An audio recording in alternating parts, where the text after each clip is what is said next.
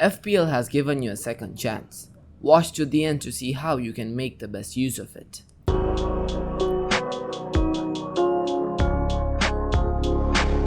Hello and welcome back to another video. In this video we will be discussing initial drafts, captaincy and tips going into Gameweek 17. It has been a long month break from Fantasy Premier League with the World Cup going on. Let me know if you were entertained and how well your team did in the World Cup down below in the comment section. Moving into the first draft, I've gone for Kepa in goal. Chelsea have the joint second best fixtures for clean sheets alongside Arsenal according to the Fantasy Football Hub fixture ticker, facing 3 of the 4 worst attacks in terms of expected goals in the next 5 game weeks. I have seen a lot of drafts over on Twitter from FPL experts with Kepa in their squad, and it makes sense as he is a 4.5 million option for Chelsea's defense and if nailed can rack up a lot of clean sheet points. Chelsea don't have any warm-up games before the opener, so you really have to wait on team news on whether he will start. Moving on to defense, and we start off with the highest scoring defender in the game right now, TRIPPIER. He didn't look outstanding in the World Cup, but with the way he did start off the season for Newcastle, he is an almost essential player to own in my eyes. Amongst all defenders, he is top for key passes, big chances created, and goal involvement. Not to mention he is the leading bonus points achiever amongst all players in the game. Newcastle do also have a decent fixture run and are projected 2 clean sheets in the next 6 game weeks. That is the 4th in the league. Next up in defense is Cancelo. He does look very pricey compared to other options around him, but he is the most expensive defender for a reason. He is nailed for a Man City side who are the best team in defense and have the best upcoming fixtures. A point to note though is that if I had another cheaper nailed option for Man City, I would go for him instead. So if you do think Akanji or Diaz is nailed, I would advise going for that move instead. Lastly, to finish off the 3-man defense is Dalot.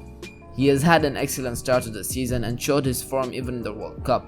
He was arguably one of the best players on the pitch in the first 2 starts, getting 2 assists to show for it. In his 3rd game against Morocco, however, he was forced off with a suspected hamstring injury. He has since returned to training and he is one of Ten Hag's main starters for the side. Thus I would expect him to start, but do keep an eye on team news for this one.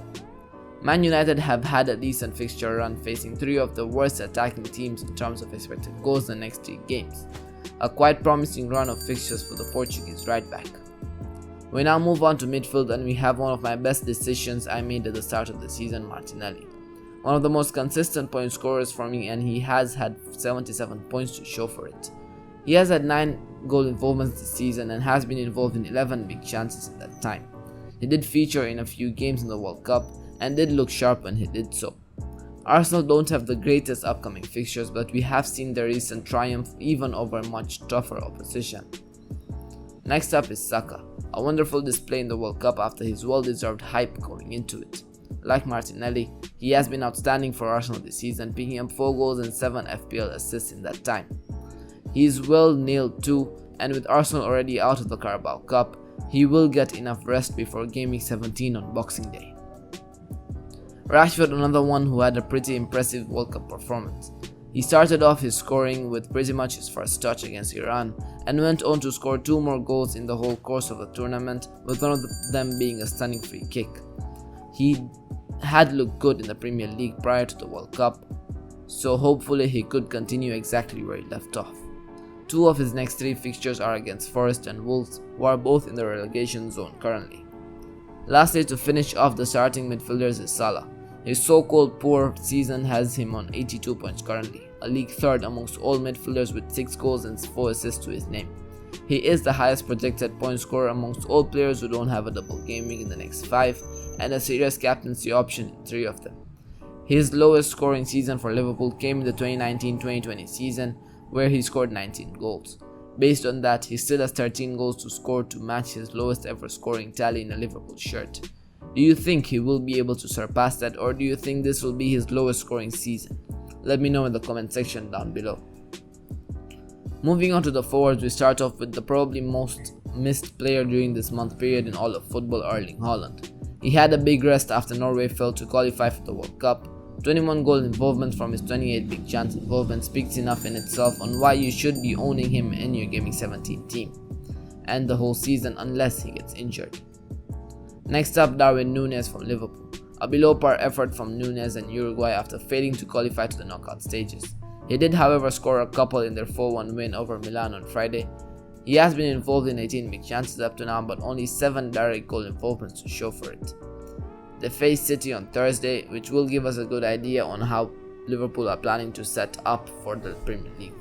If I do see Nunez starting, he will definitely be in my FPL team.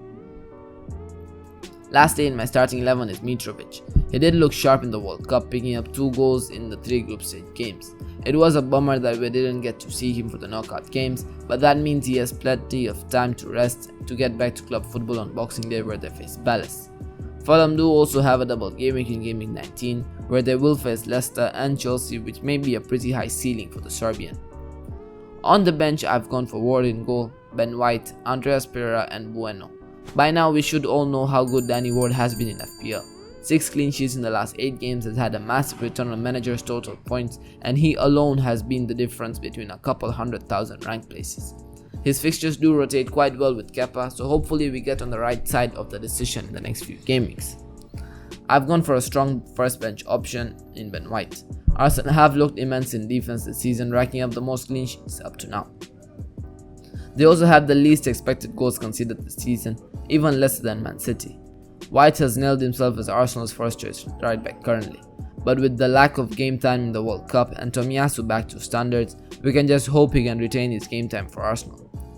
Next on my bench is Andreas Pereira from Fulham. He has been one of the best value for money in this game this time round, racking up more points than Son up to now. He is a great budget enabler that allows upgrades elsewhere. Lastly is the cheapest playing player I could find in defense. Bueno has started and played 90 minutes in all of Wolves' last 5 games. I won't particularly be starting him in any week unless some serious injuries happen, so he is just a filler or a future bench boost participant. This is it for my initial thoughts and first draft ahead of Gameweek 17. Thanks for watching. See you soon for the next one.